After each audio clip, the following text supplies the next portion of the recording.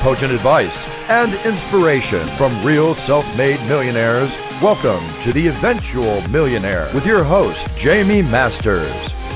Welcome to Eventual Millionaire. I'm Jaime Masters, and today on the show we have Matt Aitchison. Now, he's got a crazy story, expelled from high school, felony charges, like nutso stuff that we'll definitely get into, but he also has a podcast and runs MillionaireMindcast.com. He's also an amazing real estate flipper. Thanks so much for coming on the show today. Oh, it's always a pleasure. Thanks for having me on, Jaime. Don't you love it when your first beginning interview is like, oh, expelled, felony. Oh, he's awesome also. Give us a little bit of that background, yeah, right? Because reading your bio is pretty crazy. Yeah, it was something I used to be really ashamed of, to be honest. I kind of try to sweep that under the rug and keep that quiet. And then I realized as I continued to consistently do work on myself and strive for more, personally, professionally, we all have our challenges, right? I think every single person has been dragged through the mud at some point in their life, probably because they put themselves there. And I realized that those things were not only what got me to where I'm at today, but also helped me really kind of do they inspired me to do that inner work that led me down the path that has allowed me to grow as an individual. I'm a big believer in, your life and or your business only grows to the extent that you do.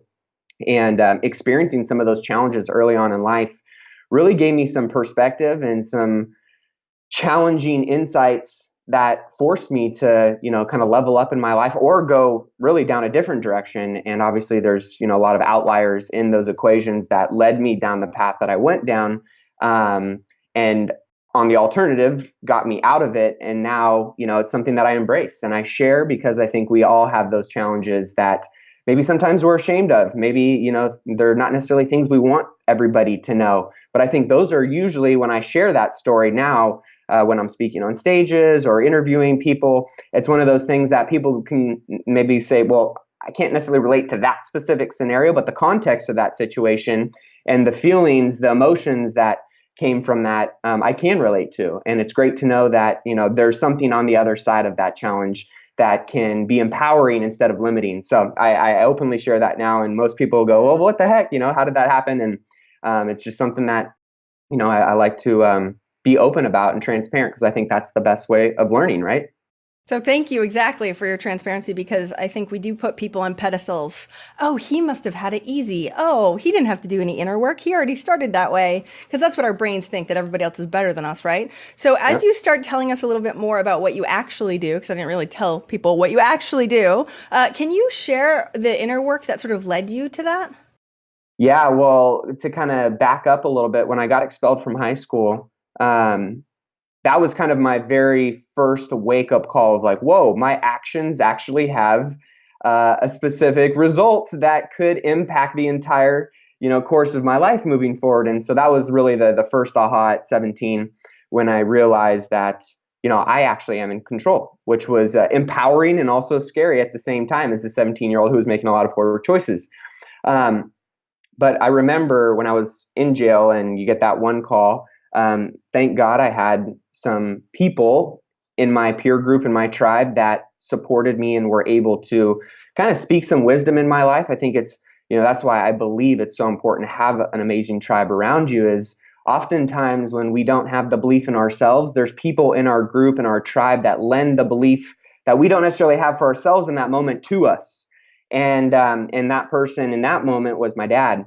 And I remember him saying, this is a fork in the road moment in your life. And how you respond to this moment is either going to really take you down this path or that path. It's going to tell me and a lot of people around you what you are choosing to do with your life. And you can either focus on the windshield or focus on the rearview mirror. And he kind of used that analogy, which I'm sure people have heard before. But, the rearview mirror, if all we did was focus on the rearview mirror, we'd lose sight of the vision of what's going on in front of us, and we'd ultimately crash if that's all we stared at. So it's there for a reason. It's there for guidance and perspective, but at the same time, it's not all we should be focusing on. And in that moment, that's all I was focused on was this thing that was going to plague me for the rest of my life, and I wasn't going to be successful, and all of these reasons and stories that I'd come up with that really weren't being productive and conducive to the life that I knew I wanted to live and where I wanted to go. And so from that day forward, I remember going back, sitting down next to my new peer group, which was not necessarily the people I wanted to be surrounded with. And I said, I really declared to myself that from this day forward, I'm going to put in the work and do what's necessary to not only improve my life and get on the path that I want to be on, but I want to use this as an opportunity to inspire others to walk with passion and purpose in their areas of life. And from that day forward was really when I kind of latched on to personal development, picked up a handful of different books, read them, absorbed them, and actually put them into action. And I was always one of those people that was a little bit like, this whole personal development thing, it's a little hokey, it's a little woo-woo, and then when I actually became open to it and started allowing it to, not only surrendering to the process and allowing it to play out in my life, once I started seeing some of the results from it, that's when I bought in, and that's when I started getting excited and almost addicted to the growth that was happening because of not only what I was learning, but now putting into practice, which became wisdom through actual experiences. And like anybody, I'm a student of life. I'm always looking for my next teacher, and I am constantly trying to remain aware of those opportunities because everybody has something to teach us. It's up to us to figure out what that is. And so I've been on that journey for about the last 8 years. So do you think that you would have had that success, that same success, if you didn't have that aha moment then? I don't. And, I've had a lot of people like, is there anything you regret? Because I did some things that I'm definitely not proud of. And there are things that I've done that I'm extremely proud of. And when people say, are there things that you would change about that? I go, absolutely not. Those darkest days prepared me for what was ahead, and it built a lot of character. It forced a lot of self-reflection and inspired a lot of action to create the alternative and move away from the pain that I was feeling to find that pleasure in many different capacities. So I don't regret it all. And I do believe that it definitely played a part in it. Well, I think that's the thing that's interesting. When you're going through it, it's like hell, right? And they're like, just keep going. But is there any way now that you know that that was really pivotal, that you can now come across any challenge as a good thing? Like, how do you do that? Or can you at all where you are right now? I think it's unique to each individual. Mm-hmm. I think a lot of it comes back to emotional intelligence. And, I'm a big believer in your reticular activating system, the part in your brain that, the easiest way of explaining your RAS, that I like to call it, is you buy a new car and all of a sudden you see that new car driving down the street in your neighborhood. Wait, your neighbor's got one. Holy cow, there's something on the billboard. Because your awareness to these things are now much more open. You're seeing it from a different perspective. You throw in a new set of lenses. And so I think for each individual, as they go through some of these experiences, if they can become more aware and self-conscious, not only consciously, but subconsciously, which is a very, loaded topic for a lot of people. I knew that for me, one of my favorite models is the PTFAR model, which is PTFAR, which there's many different variations of it out there, but your programming leads to your thoughts, and your thoughts leads to how you feel about things. And based on how you feel about things inspires you to go act a certain way. And based on your actions, you get a specific result, PTFAR. Based on those results, it's going to reaffirm your programming.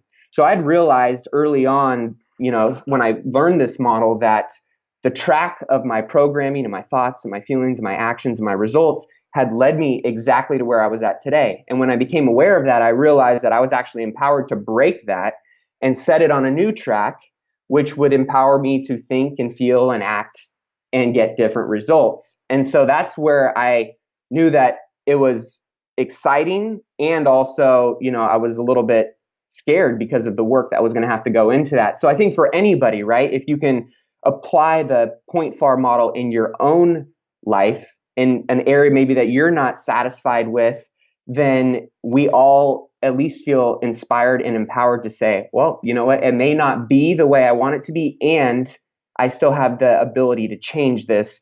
And so when I kind of wrapped my head around that whole thing, I went, okay, then I can apply this in any area that I want to, and I am the one driving the bus, and everybody else that's on it with me can be my co-pilots, and we can figure out how to create and get to the destination that we want to go. I've never heard of the point. So I believe the exact same thing, and it totally changed my life also. Like, oh, wait, I actually have more control than I think, right? It's not like things coming at me. But I've never heard of the point FAR model or the way that that is. So I do meditation retreats, and I know Joe Dispenza talks about something very, very similar, not this. But tell me where you found that and how you've actually implemented it. Because it's one thing to be like, this, of course, makes logical sense. It's another thing to actually change the beginning pieces of it. Yep. Yeah. So the model was given to me by a friend who has been in the personal development world for a long time. I've had a handful of mentors. This woman's name was Diana, and she created really this model, which at the end of the day, I think we're all shepherding information from some other source, right? And putting our own spin on it. So I believe she got it from somebody else. But when she introduced this to me, it was really in a business capacity when I was just starting out after graduating college, kind of lost, wasn't sure what I wanted to do, where I wanted to go. But at the same time, I knew I wanted more. And she had identified that some of the limiting beliefs I was having in my career space, I'm too young, how am I going to advise somebody on this, blah, blah, blah, blah, blah, right? All of the things that enter our heads at certain points based on where we're at. She had introduced this to me and said, hey, I want you to really drill down on what is your fear behind this and what is your programming behind this? What was the experience that, if we're to go kind of in subconscious terms, think of your brain as a filing cabinet and, all of the files that you've stored away in there in this category and that category and that category for decades and years, your whole life. If this were to happen, why does that filing cabinet shoot that file up and give you that information, and then it reads all the script on that file based on all the experiences and results and all the things that you've had? And now why does that subconscious thought make you consciously feel and act this way? And so when I really, loaded question, right? When I actually started reflecting on that, it took me a long time to really wrap my head around it. But then I started getting to the root and the source of some of these fears that I had and wondering why my programming was. And so going back, a lot of it had to do with certain, peer groups and tribes. It had a lot to do with specific experiences or conversations that I had or, particular environments. And so in my business was when I really started putting it into practice when I was 22, kind of getting things going. And I still use it today. I mean, I use it in, if I'm getting a specific result that I'm not necessarily happy with, I'm always either asking myself, what is great about this? What can I learn from this? And then two, if it's not what I want, how can I change this? And we all have the ability in us to actually change the true reality of what our situation is by one, analyzing correctly, and then two, putting in a plan to implement and take action on to see. It's a test and tweak kind of model, right? There is no perfect DNA or blueprint of how life is supposed to be or how things are supposed to play out. But if we can stay super conscious and aware and keep our self-awareness up at a different level, it gives us the ability to be more in control, pivot, and make the necessary changes we need to make in shorter amounts of time in order to test and tweak and keep going and keep leveling up.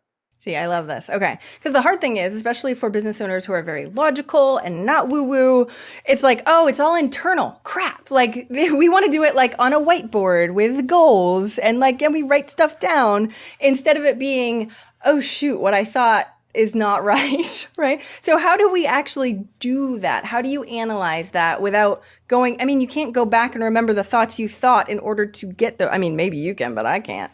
So how do you do it? Discipline and practice, to be honest. It's this, if you're familiar in the business world, I rely heavily a lot on personality profiles. Me too. Whether I'm hiring somebody to make sure that I'm putting them in the right role based on, one, what their goals are, but also making sure that the requirements of that role are, in alignment with that person's skill set, natural personality profile. Well, I look at that a lot too when it comes to reflection and building certain skills. And, I'm always a big believer in double down on your strengths and leverage out your weaknesses. Mm-hmm. But when it comes to this area of business, I knew that this was something I wasn't going to be able to leverage out. And I was actually going to start having to build a discipline in this awareness if I was going to be able to lead from the front in a way that would allow us to pivot and change and really make the necessary tweaks when we needed to along the way, so I could show others around me what that looked like as well. And wait, did you think that this wasn't a strength of it? Like, what? Tell me more about the personality profiles before we dive into that. Because yeah, so if it's not your strength, you're like, oh wait, I'm actually going in and learning it anyway. correct. Okay. And so there's certain things in business that I personally feel this way, where based on where you're at, especially if you're a new entrepreneur, a small E entrepreneur, like I like to call it, where you don't have a ton of resources, a ton of cash laying around, you're not starting a business with 200,000 in the bank, right? We have to be very, very resourceful. And we have to wear a lot of different hats, right? You have to wear marketing, you have to wear leadership, you have to wear, accounting, a lot of the things that if you were to go across the board, you're not going to be the best of the best in all of those areas, right? You're not going to put a chip in your brain and become an inspirational speaker for your team like Tony Robbins, or you're not going to look at a financial statement like Warren Buffett, right? That takes time. But I did know that based on that, I was going to have to roll my sleeves up and get into the trenches in some areas of my business when I was first starting out, that while I would love to leverage it out, and while that's what all of the mentors and gurus say in order to scale as fast as you can, it's not that easy. That's great, except I have no cash to pay anybody to leverage it. Thank you. Exactly. But that's okay, right? And that's all part of being an entrepreneur and taking that roller coaster ride. And by doing some of the things that I wasn't necessarily, the best at, it really did make me a more well-rounded entrepreneur. So going back to the personality profiles, my personality profile is, I'll use the DISC test since that's Tony Robbins, and that's probably the most, common referenced one. I'm a very high D, and I am also a very, very impatient person that doesn't pay a ton of attention to, say, details. I'm constantly moving forward, fast, moving forward. Well, I realized that one of the things that was lacking was my awareness around certain disciplines and habits and activities, that when I actually started tracking some of these things, my awareness enhanced around them, and I became able to plan better so I could become more efficient and productive with those areas that I knew I needed to improve in. So even though my limiting belief was I don't have enough time to stop and reflect and really kind of mastermind and create a plan for this kind of stuff, I can solve that problem by going and getting more business, more revenue, more relationships. Well, when I actually slowed down and realized that, one, this was a weakness, and two, that if I were to add this to my tool belt, it would make me a 3, 4, 5x better business owner and entrepreneur. For me, even though that didn't seem like a strength I should or a weakness I should double down on, I knew that if I did and I added it to it, it would enhance me as a leader and an entrepreneur in a much more significant way than I could actually tangibly put an ROI on it. So that was one of the areas that I decided to slow down and really try and strengthen this muscle and build this discipline in order to, kind of take 2 steps backwards and take 10 forward. That was one of the things where, by taking the time to reflect, look at it, weigh all the pros and cons out, I realized it was something that I needed to improve in and become a better leader in. And so that's where, going back to the personality profile, even though I realized, hey, this isn't in your strength zone, this is something that you should really build a discipline and a habit and a routine around. And so that's where every single day I reflect on the things like that I can either improve in, that I can either delegate on, or that I can really myself put the work in on a daily basis and strengthen. And that's where I do planning, journaling, stuff like that. Okay, give me the actual tactics you do, because that's the thing. It's one thing to be like, and then I thought about it at the end of the day, and because habits are hard to build sometimes. So give me the actual thing that you do every day in order to help with that. So especially for non-detailed people like us. Yeah. So I kind of I'm an extremist. When I do something, I go all in. I want to do it to the best of my ability. And so what I was doing is I started about 4 years ago tracking habits on a daily spreadsheet inside just Excel. And Hal Elrod's become one of my good friends and mentors. And so he had the Miracle Morning I wanted my day my way. So I did almost like, what does my perfect day from a habitual standpoint look like in order to have my self-awareness at a level 10? So not only did I want my miracle morning, I wanted my miracle afternoon, I wanted my miracle evening too. And what I realized was I started creating literally many kind of blocks and chunks of time, not only to reflect, but habits. So that way, like your 4 levels of competence. I'm sure you've heard of that. We have our unconscious incompetence, that we just don't know what we don't know. We have our conscious incompetence, where we become enlightened of what we don't know. And then we have our conscious competence, where we're working on the things that we now know we don't know, that we want to improve in. And then by doing those over and over and over again, we just become unconsciously competent, where subconsciously it's just who we are. We just become that.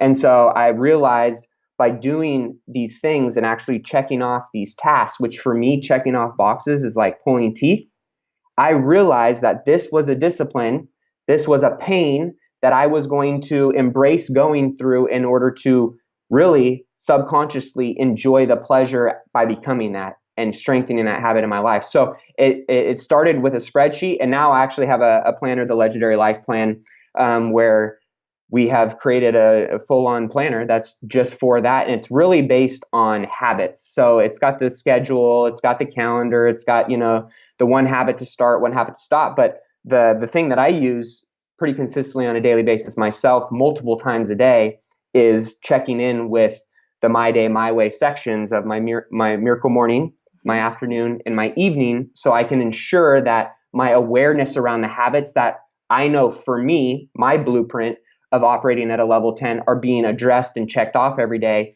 And when they're not, I know why. I have this data, set now that I can go back to after tracking long enough and going, that's why, and make a little tweak, right? So the awareness aspect of it, and even though it can be, you get caught in the minutia sometimes by checking some of these boxes off, I realize for me personally, it's not like this for everybody, that by strengthening this side of my brain and this side of my weakness, it's given me a 5, 6, 10x return on my strengths, because my awareness. I always go back to, when we talk about millionaires, you become a millionaire in your mind before it ever hits your bank account, right? So it's the same thing with your habits. If I can increase my habitual routine on a daily basis and know what that looks like when I'm on, when I'm off, I can course correct a lot faster than if I were to look at it a month down the road and go, well, why didn't that happen? I'm doing it on a daily basis now. I love all that. I was just chatting with my son about some of this stuff too. That unconscious competence is huge. And my mentor told me about that long ago, about like driving a car. And we don't even think about it now. But when you were learning how to drive, you're like, oh, crazy. Yeah. And so, but you forget that you can add up all of these different little, even if they're not your typical strength, right? You can get better and better and better. And then once we have it, we're like, okay, I have that. But I do the exact same thing as you. I have a planner because I'm not very detailed. And so I have to write crap down every day also. And deal with your miracle morning and keep up the consistency. Let me ask you this though, because Hal's been on the show. Hal's a good friend of mine, and he challenged me for 30 days. This was years ago. And I did the 30 days and I was like, no, not doing this anymore. Since then, I have my own morning routine. It's not as crazy as Hal's is, right? Yeah. But how do you figure out what is really, really good for you? Because each person is a little bit different. And when I work with morning routines with people, I'm like, well, tell me what's the best thing that you can do. And most people don't know. So how do we figure that out for ourselves?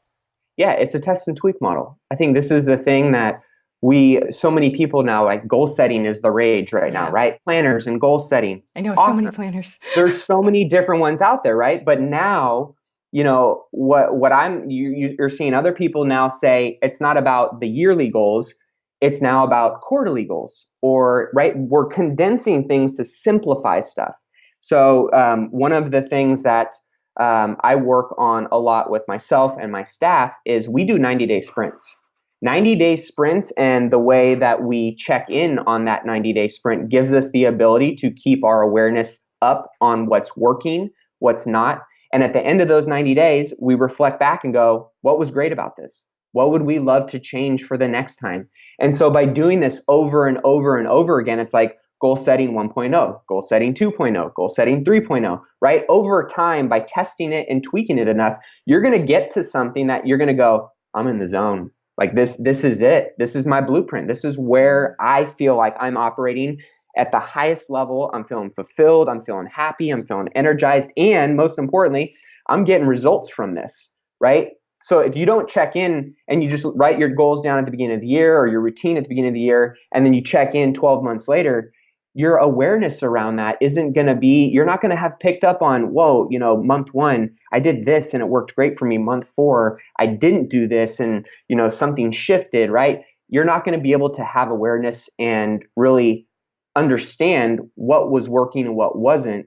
And the adjustment stages of that then don't necessarily become as impactful. So that's where I like to check in consistently.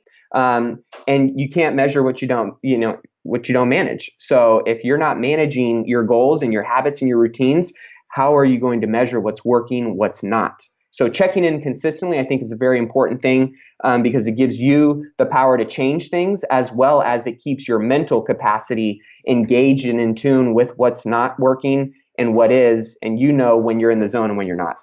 Okay, so where do you keep track of it? Like, where do you write that down? Because if you're like testing and tweaking, everyone's like, that sounds so efficient and effective. Yay. But I can't do that because I'm crazy, right? That's what most of us are like, that's great for you.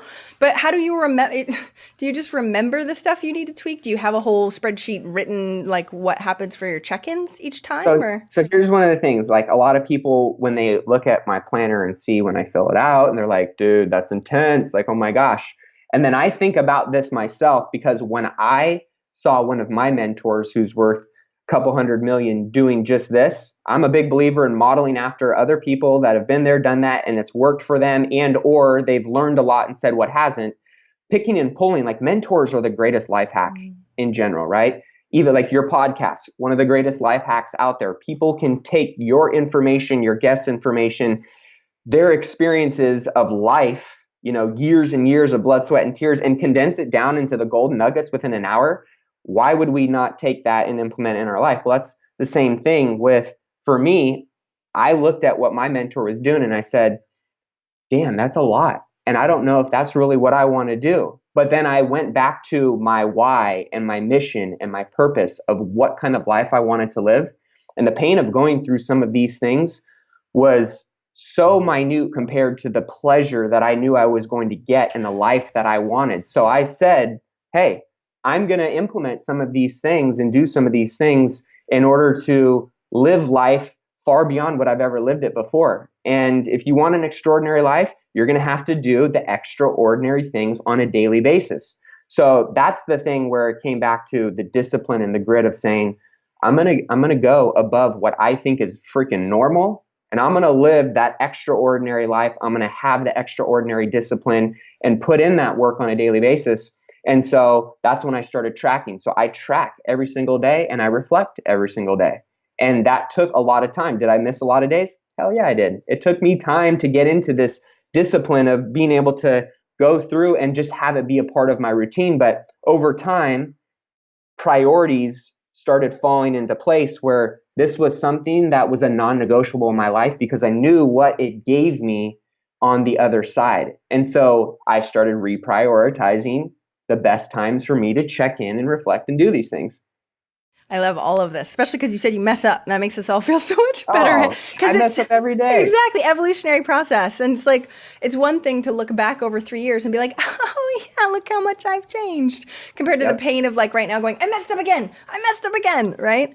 Okay. So tell me a little bit more, especially about the purpose and mission side of things, because this also gets wishy-washy for people. And before I go too much further, I want to see what that planner looks like. I want a picture. I want to put that on there. I want everybody to understand what you actually do, which would be killer. People can get a free download on the website too. Oh, so awesome. Anybody. Perfect. Well, I want to see your crazy chicken scratch also. I'm assuming maybe you have great handwriting, but I want to see it. It's in between, but I'm happy to share. Killer. All right. So tell me about, how did you figure out your mission and purpose? Because that's so big, people get stuck. Yeah. I mean, to be honest, it's not etched in stone. This is something that continues to evolve. I'm a lot clearer on it now because in the beginning I tried and did so many different things that as I continued to fail forward, what I like to call my majestic failures, through those failures, it helped me narrow down what not to do moving forward and to get clearer and more purposeful on what I was doing and why I was doing moving forward. And so for me, it has evolved. It initially started with money, to be honest. Like I became an entrepreneur because I wanted to do what I wanted, when I wanted, with whom I wanted. And I wanted to make as much money as I possibly could, so have no ceiling of achievement on what I could accomplish.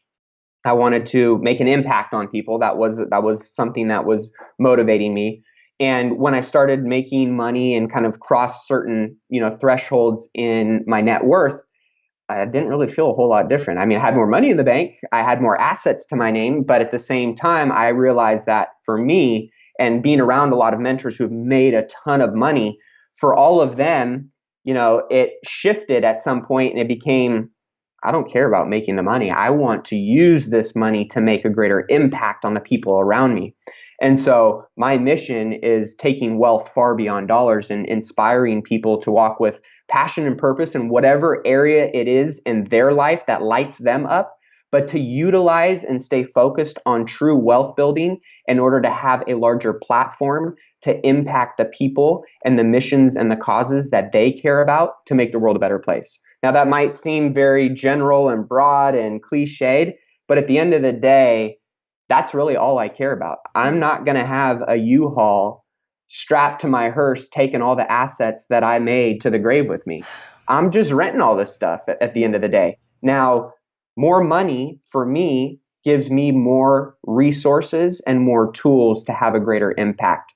And obviously to have a lot of fun in the process, right? Mm-hmm. But I'm not fired up about a car. I'm not fired up about some massive mansion. I'm fired up about experiences with my family, stress-free life, and having the ability to share those experiences and inspire people to have those same experiences with themselves and their loved ones. So that's my mission. And that's where the more I do it, and the more, I'm sure you get this all the time, I get messages every day from my podcast or people in my mastermind group of the things that you said or one of your guests said that completely shifted their mindset and set them down a whole new path and trajectory in their life that they would have never been on should they not have been in that conversation.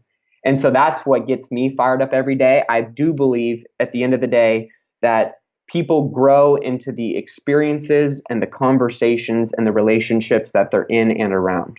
And so I want to be one of those people, even if it's a small speck in this big equation of providing more opportunities for those conversations, experiences, and relationships for people that are seeking it and want it.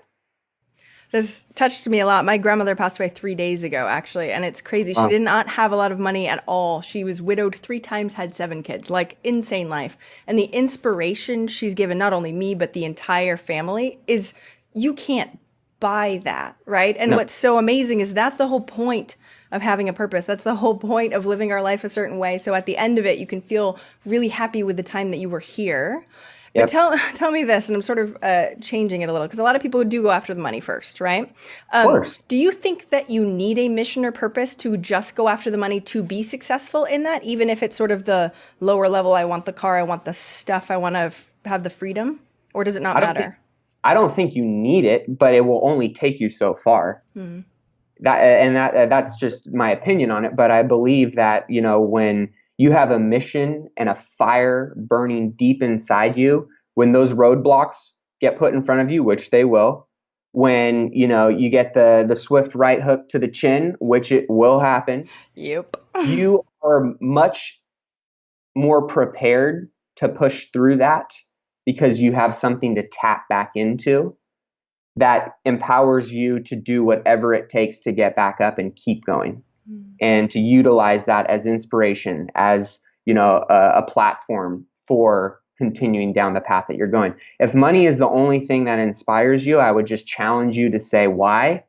And on the other side of that, because I think money is just energy, it's a tool, right? And while I love it and I chase it on a daily basis, I'm chasing excellence because the excellence will then follow the money. And for me, the excellence means relationships, people, experience, and doing that at the highest level that I can possibly do it. So, for me, when it shifted from significance, which I thought I equated money to a lot of money equals significance. No, there's a lot of people that are extremely well off in their financial side of their life, but they're bankrupt in their relationships, they're bankrupt in their health, they're bankrupt in, being a leader or a good human being. And that wasn't, I wanted to come from service. So it shifted from significance to service. And when I began serving more at a high level and being my true self, because money had kind of molded me in this, into this person that I didn't necessarily, it just wasn't me. It wasn't the true organic Matt. When I got more in alignment with that, made sure I was in alignment with why I was doing what I was doing, then things seemed to get a whole lot easier. See, it's so funny. It's an evolutionary process for everybody. And I've interviewed so many people and they say very similar things.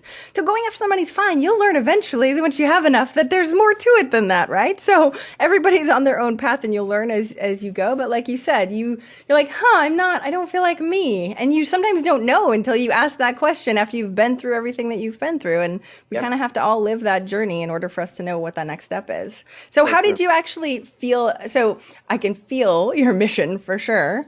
But did you write it down? Did you have it on a screen? Like, did you tell it to your team? Tell me the hows of you actually pulling that piece together. So there's an exercise, MVVBP, your mission, your vision, your beliefs, or your mission, vision, values, beliefs, perspectives, MVVBP, right?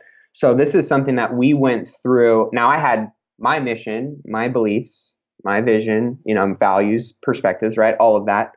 But at the same time, when you're doing something that includes other people, you want to include them in that process. You want to know what their goals are, what their beliefs are, what their vision is, what their values are. So we went through this as a team, actually. And it's gone, we've done many iterations of it. And over time, it continues to morph and evolve into something bigger and better based on our experiences, based on, the relationships that we have.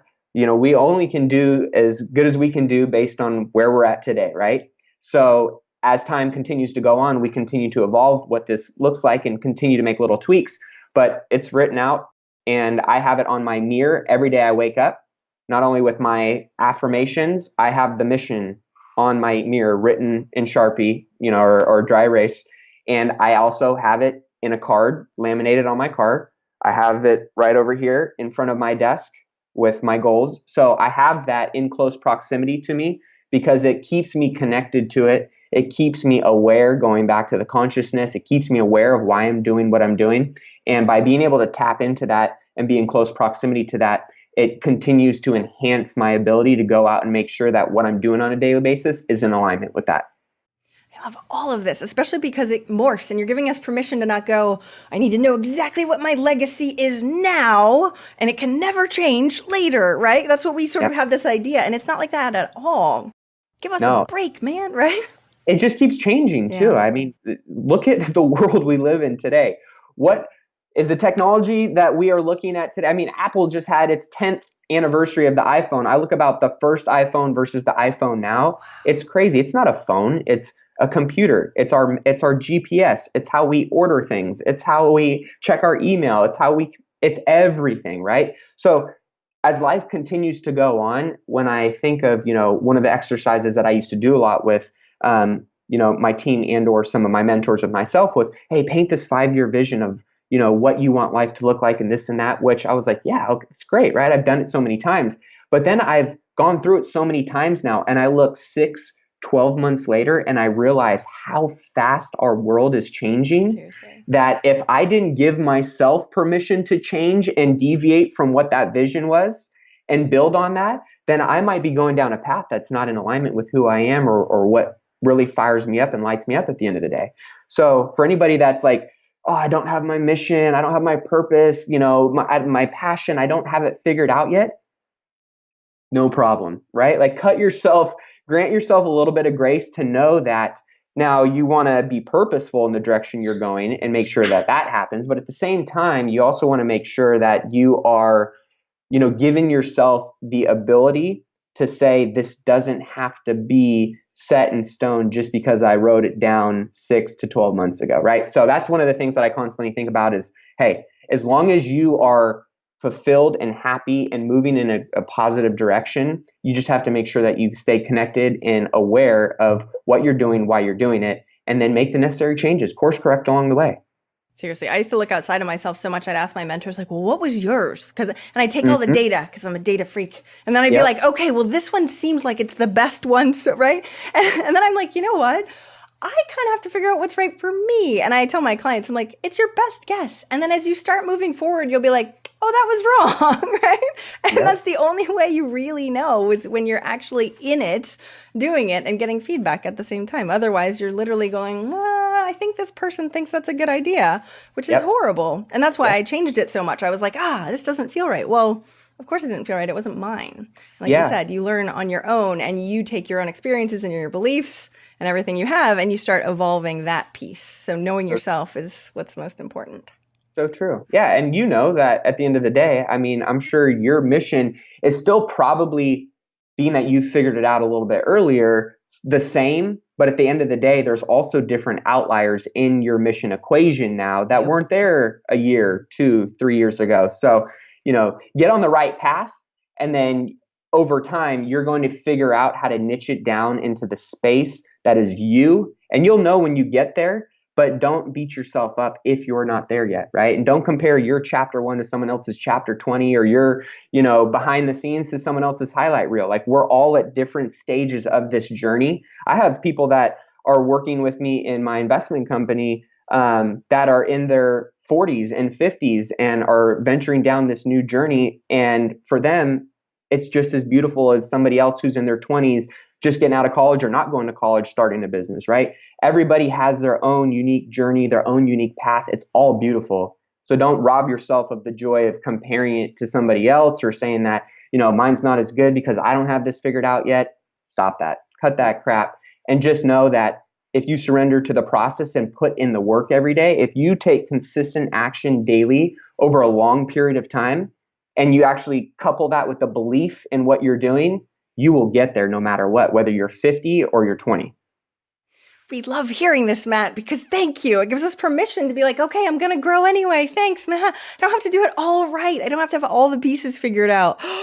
Pressure, relief. Thank you. Right. Take that elephant off your chest now. You're good. Seriously, because otherwise we put it on there ourselves. Yep. And we don't give ourselves permission to do anything but success because everybody else has it. And I'm the only one that does. Anyway, our brains are crazy.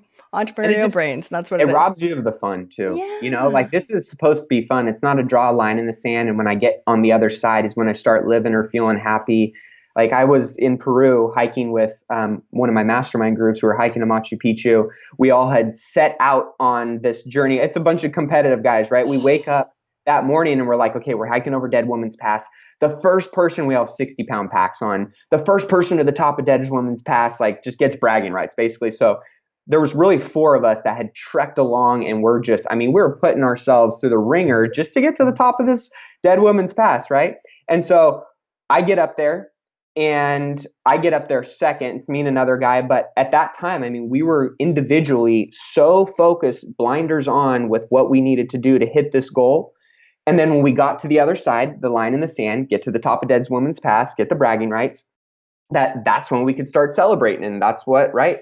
And then I realized, and this was a very metaphorical kind of analogy and aha for me, was as other groups continued to trickle in, they were sharing pictures with each other. They were laughing.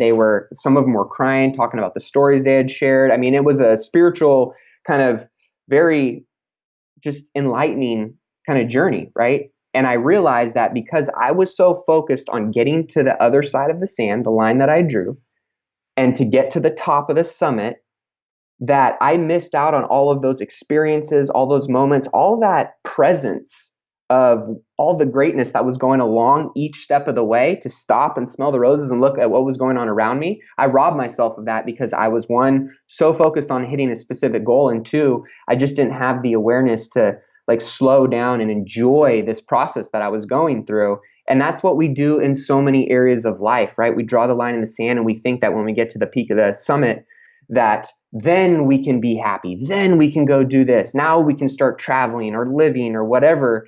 And that wasn't the case. And when we slow down and enjoy the process that we're going through, the good, the bad, the ugly, that it's way more enlightening, it's way more fulfilling, and that is what life is meant to be. I have chills. That's the epitome of why I started Eventual Millionaire. So thank you for summing it up in a perfect story at the very end of our interview. How perfect. I have to start wrapping up. I even went over than what I thought I was going to go over with you. This is amazing. And we didn't even talk about what you actually do for Hey, no worries. Good. Check out his website, of course. I'm going to ask you the last question that I ask everyone, and everybody go listen to his podcast too, and then you'll learn so much more about him. But I love this. So thank you so much. And what's one action listeners can take this week to help move them forward towards their goal of $1 million? For me, I'm going to give you two things. One's the cliched find a mentor. Find a mentor is by far the greatest life hack anybody could gift you in the world. And every mentor that I've had and or know wants to mentor other people that want to put in the work for themselves. If you're a time waster, if you're an energy vampire, if you're an information sucker, then don't waste your time. But if you truly want to add value to somebody and learn and level up by just being an amazing presence to them and filling a void or a gap or a pain that they have in their life, then mentors are the greatest life hack to accelerate your results, to shorten your learning curve, to avoid potential pitfalls that you would make otherwise. And it's such an awesome way to expand your network and expose yourself to a bigger, better way of thinking than you would have never been exposed to before. So that's number one. Number two, from a more practical, logistical standpoint, is so many businesses that I see lack systems, right? How do you do what you do? And that's one of the things I work on a lot of my clients with for generating and building their investing businesses is let's pretend in a perfect world that you're going to go travel for the next 12 months. Is everything you do on a daily basis and or the people in your company do actually systematized and processed to where if you were to take this and hand it off to somebody new off the street that's coming into your business, they're going to go, okay, I know what I need to do. And I guarantee you 99% of people will say, I can't say that. And that's okay, right? Can't measure what you don't manage. So let's get back into the management of saying, I'm taking ownership of the systems in my business. How do I do this at the highest and best level of how I'd love to see it done, the gold standard, right? How do I do it? Who does it? And what is the expectation and standard of how it's done? And process that out. And you will be so, even though it's hard, especially for most entrepreneurs to stop, slow down, and do this, you will be so happy that you did this when you want to continue to grow and scale your business. Because the only way you're going to go grow and scale beyond yourself, which you as a human being 24 hours in a day are not scalable, it's systems and it's people, it's talent and it's systems. So if you can start working on 1, 2, 3 systems this week that you feel are most important for generating revenue in your business or your company, map those out, get a detailed execution plan for how it's done, the standard of how you want it done, and get that on paper, start your operations manual, and go from there. I love this. There is no cloning device yet, so therefore we have to do systems as much as us crazy entrepreneurs hate them. I have a whole SOP, standard operating procedure template for people to download too, because it's one of those things we don't like to sit there and do this. It's a pain in the butt, but it's so important. Thank you so much for both of them. Tell us where we can find more about you, what you actually do for business, and your podcast so everyone can follow you. Yep, you can always check out millionairemindcast.com, which I interview other millionaires as well, and just like the wonderful Jaime does. Wait, what? No, go ahead. But my main focus, my main passion is helping people build wealth through real estate investing and utilizing that as their vehicle for a life design and creating financial freedom so they can go do what they want to do and impact the people and have the influence in the areas that they want to have it in. So you can always check it out, millionairemindcast.com or 6-Figure Flipper, the number 6figureflipper.com, which is my real estate investing mastermind group that teaches people how to really build a sustainable business, teach them how to fish so they can go out and generate wealth over the long term in real estate investing.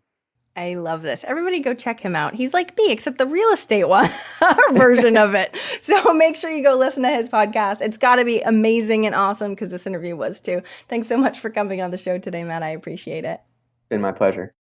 Thank you so much for listening. I hope you enjoyed that interview. And if you want to check out more amazing resources, I'm only curating the best of the best. Go check out eventualmillionaire.com. You can take the Eventual Millionaire quiz, figure out where you are in business and what you need right now. Plus, you can look at curated resources specifically for you on the new Start Here page. I'm so excited. Please join us. Please let me know if you need anything at all. I'm here for you. And have a fantastic day. Bye.